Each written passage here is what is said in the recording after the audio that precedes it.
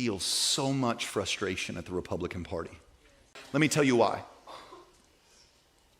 In 1972, go read their charter. Not a single word about God or abortion in there. They were losing elections. They developed a strategy in the 70s to co-opt us and make us their people. They know we're easily manipulated. We are easily worked into a frenzy. We can be controlled by them. And that's what they did. And they are not for us. They do not all believe what we believe. This is a strategy. So I feel used by them. When they talk about us and to us, I feel in my guts like, get my name out of your mouth. You do not represent me. And then when I look at the legislative policy and worldview of the left, I find it morally reprehensible and demonic.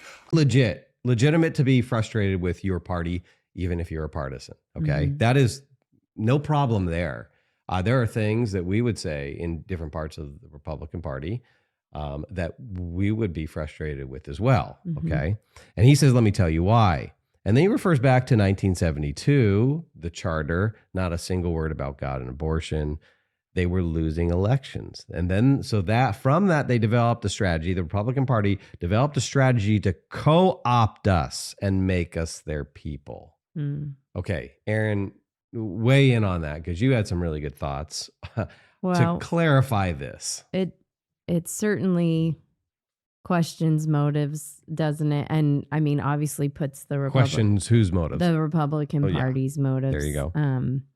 And obviously makes you think, well, wow, did they just manipulate the church? Is that why there's so many Christians who obviously more evangelicals vote Republican than Democrat? So a lot of people know this. So there's a few problems with what he said. And thankfully, when I showed our kids this, I did not give them commentary. I wanted to see if they picked up on what I picked up on immediately. So I don't know if it's a coincidence that he picked 1972 on purpose. Of course, what happened January 22nd of 1973 is that abortion became the law of the land. Roe v. Wade was passed. And so there had been some states that were starting to legalize abortion. And this argument over let the states decide, does this sound familiar, was going on. And then what happened is the Supreme Court, this case came, they ruled that in the Constitution, we have the right to abortion. And so they took the arguments away from the state and just said, nope, this is a national right. So that's when both parties had to take a position. Mm. Now, what's interesting also is he claims that the Republican Party was losing elections. I thought it was interesting, and our kids, because thankfully they know some American history, picked up on, well, wait a second. In 1972, Richard Nixon was the president. He was a Republican. He was running for his second term, and actually, he demolished Walter Mondale in that election. He won 49 of the 50 states, which was just insane. So the narrative that the Republicans were struggling to win elections, it's just, frankly, it's not true.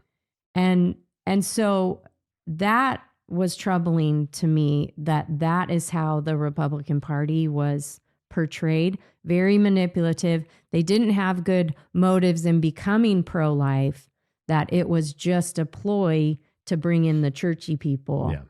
And it doesn't have a clear view of what actually was going on at the time. And I'd love to be able to ask Matt, like, where did you get this information from? How'd you come to this conclusion? Because it seems false. Yeah, I mean, he might be talking about smaller elections that Republicans were losing, but still, you would have to show that this narrative that you just said is true, and I don't know how you could say that. Well, and when it comes to, I mean, putting abortion in the platform, right? We'd say, number one, hey, this is a response to what's going on in the culture. It wasn't just a strategy to manipulate Christians to join the party.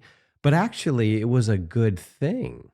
It's a good thing that this happened. This was like a win. If we can influence a political party to adopt a platform that would result in more just laws, the saving of unborn children, shouldn't we say that's great? Mm-hmm. And so this is, again, turning a positive into a negative. Well, and then he goes on to say this, right? They kind of try to co-opt us and make us their people. They know we're easily manipulated. We are easily worked into a frenzy. We can be controlled by them. And that's what they did. I want to pause there and go, Matt, who are you talking to? Are you talking to the people in your church? I mean, is that how you characterize the people in your church, the Christians you know?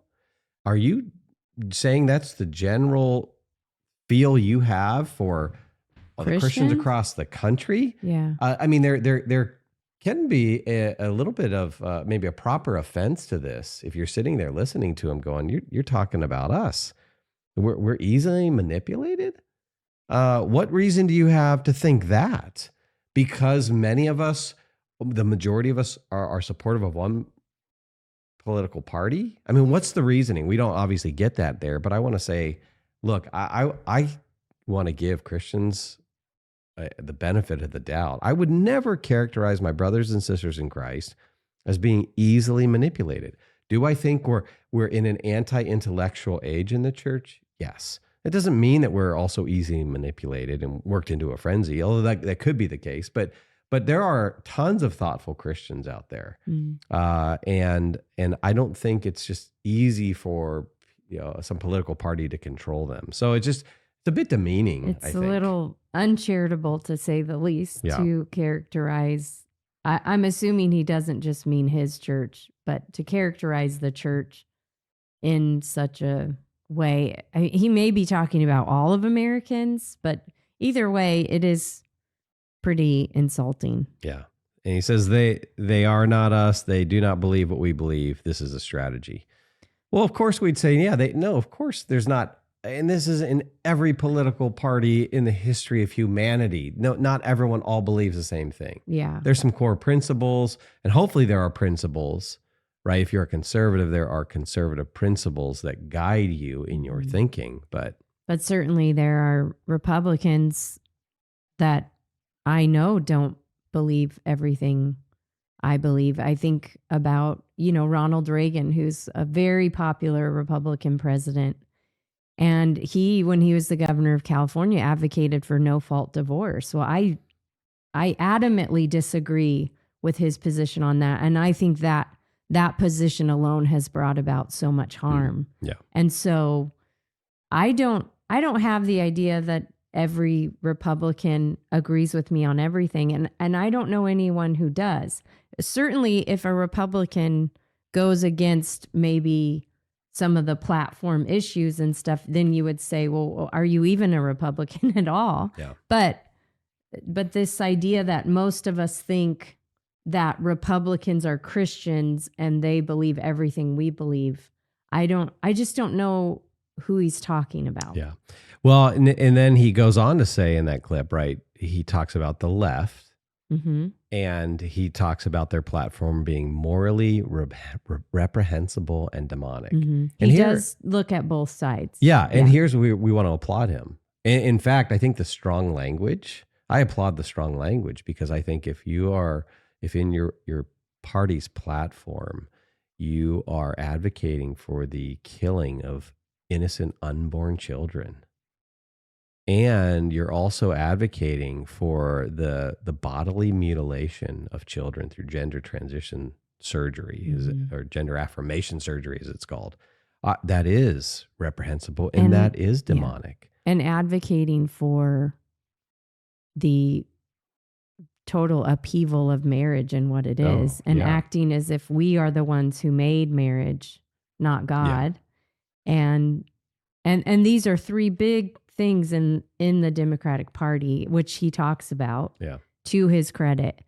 And so it's good. He uses really strong language for it. And I just want to make sure we applaud that. I mean, that I think that that's a courageous statement to Yeah. make in this day and age when you're going to get blowback for that, because that is to say something's reprehensible and demonic Yeah. is serious charges. And I think he's justified in making those claims. Yeah. He even says that their worldview is incompatible with the Christian worldview. Yeah. Now, here's a little bit of a concern, though, is that when you critique both right and left, both legitimate, but that we also don't say, it doesn't follow that they're morally equivalent. And so maybe saying, hey, Trump, maybe claiming Trump is maybe he's a liar, or That's what he says in the. yeah, that's what Chandler says. So he's a liar, right? And the killing of babies are on a different moral level, right? We wouldn't want to say both are wrong, both are sin, but they don't carry the same consequences. Yeah. And that's where we have got to be careful that because we can critique both sides doesn't mean it follows that they're morally equivalent. It's just kind of an arbitrary choice because they're both equal, choose whatever. Doesn't mean we throw our hands up and say neither side is fitting for us to support. And so we just walk away. Yeah. And at the same time, we would also say, hey, there are some Christians in good conscience who can't vote for either party and would go with a third party candidate. That's a completely legitimate option. And we also have to be careful that, like, someone who's maybe a strong Trump supporter doesn't take that position and then try to bind the conscience of other believers who who have good reason not, for their inability to vote for someone like Trump.